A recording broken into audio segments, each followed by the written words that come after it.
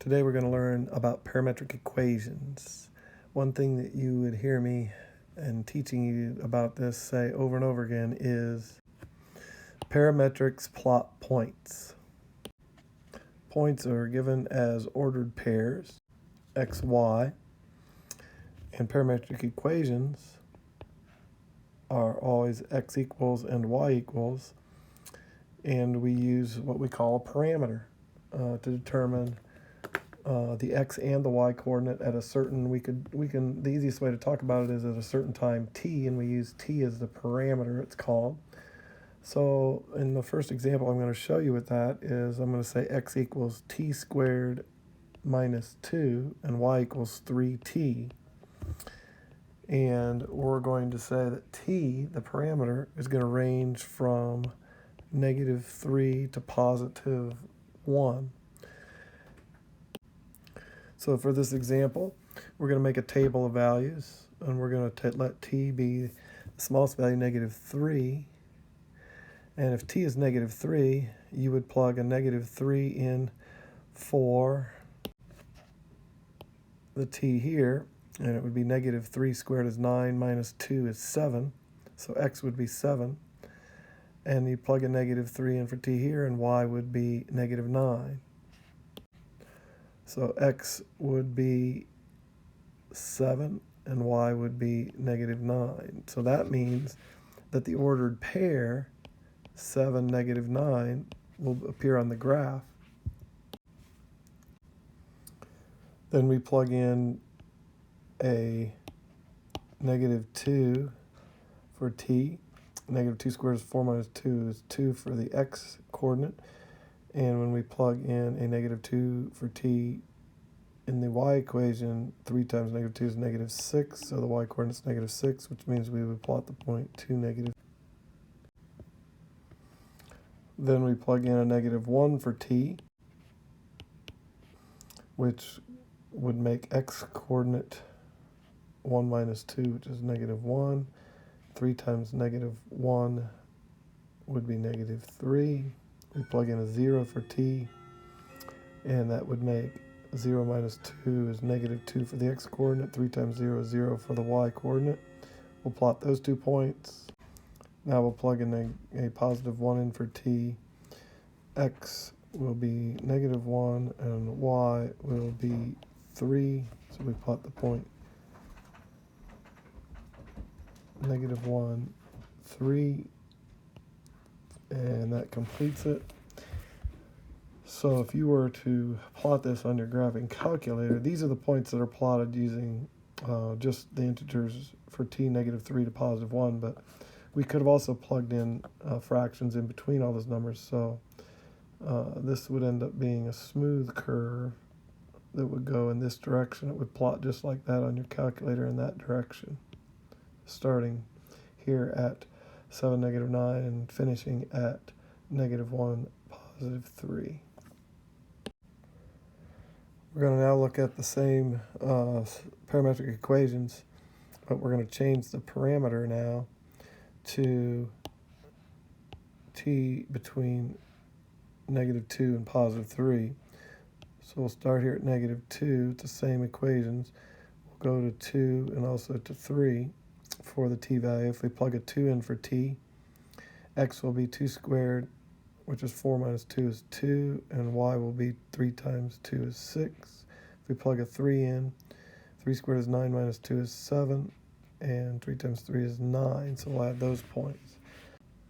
We'll now plot those points on the graph. So we plotted those points. Again, we would start at 2, -6, and we would plot this smooth looking, looks like a sideways parabola going in that direction. But you can see that it's basically graphing the same thing. It just stops at different places. And if we would have graphed it, with the parameter from t greater than or equal to -3 and less than or equal to +3, we would have just simply added that first point up here at the top right here, and the 0.7, -9 would be plotted, and that's where we would have started, and it would have just added that to the graph, and then it would have continued on all the way to the end when t is +3.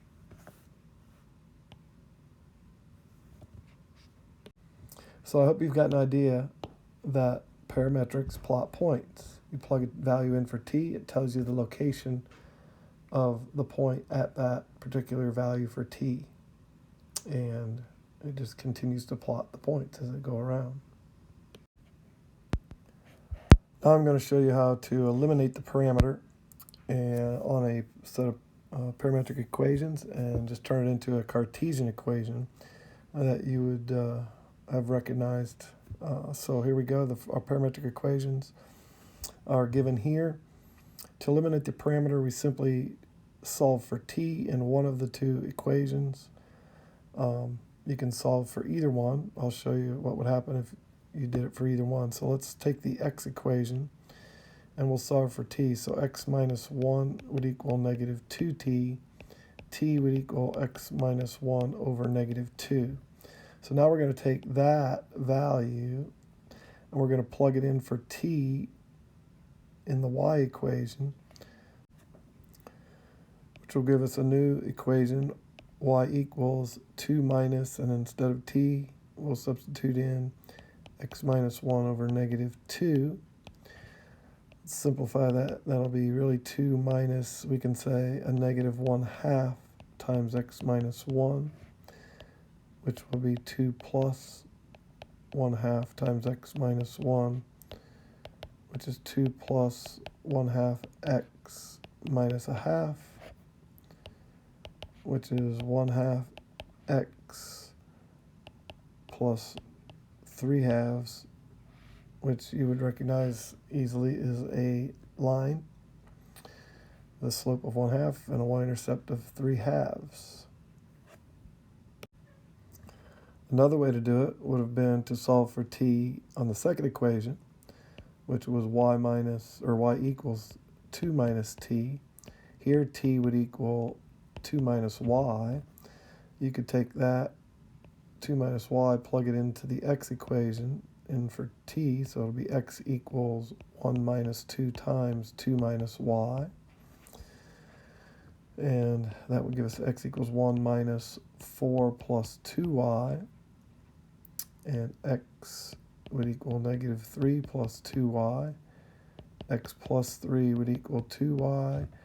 And y would equal positive 1/2 x plus 3/2. And that's another way of getting to that answer. It didn't really matter which way we did it. Okay, we're going to do another example where we're going to eliminate the parameter. This one's a little more complex than the last one, not really too bad.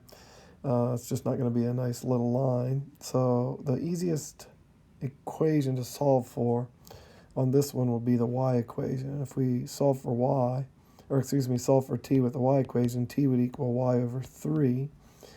We will take that y over 3, substitute it in for the t value in the x equation, so x would equal y over 3 squared minus 2.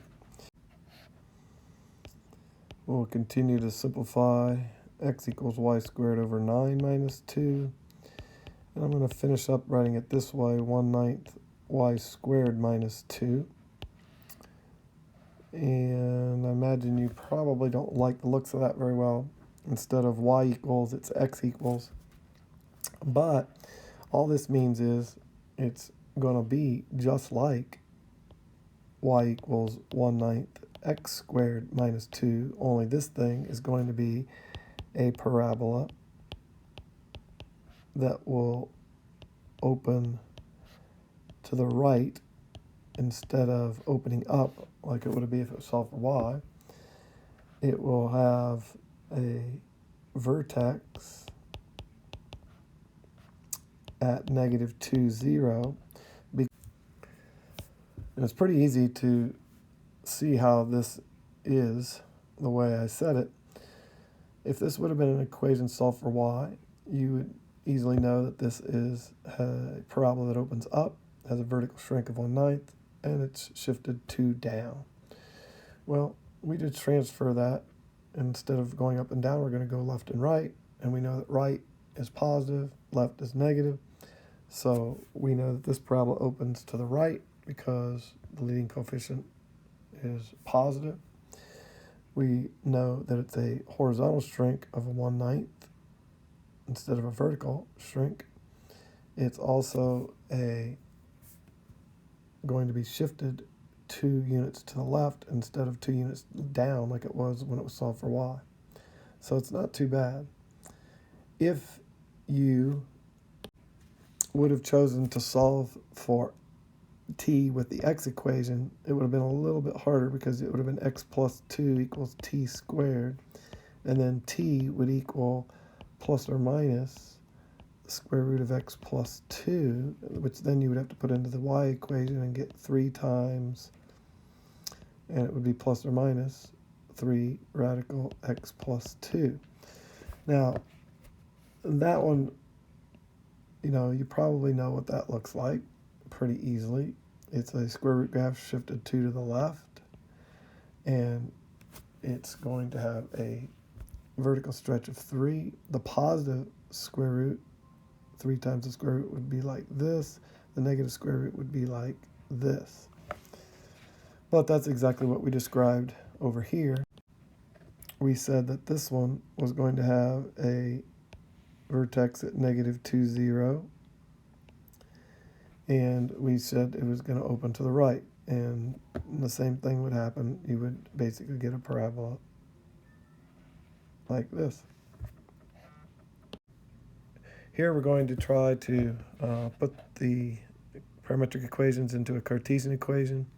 The problem with this, if you were to solve for t, the first thing you would do is you would take x over 3 equals the cosine of t, and then to solve for t, it would be the inverse cosine of x over 3, and then you'd have to plug it in for t here and get 3 times the sine of the inverse cosine. Well, that's a mess.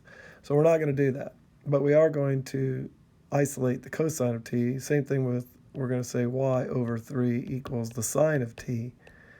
And then we're just going to use a little trick, and that's a Pythagorean identity. Pythagorean identity, cosine squared plus sine squared equals 1. And since the cosine is x over 3, that means it's going to be x over 3 squared plus y over 3 for the sine of t, and it's squared, equals 1. When we square it out, it's x squared over 9 plus y squared over 9 equals 1. And we end up with x squared plus y squared equals 9, which we all recognize to be the equation of a circle with a radius of 3. And the center is at 0, 0. So a circle with center 0, 0, and the radius equal to 3.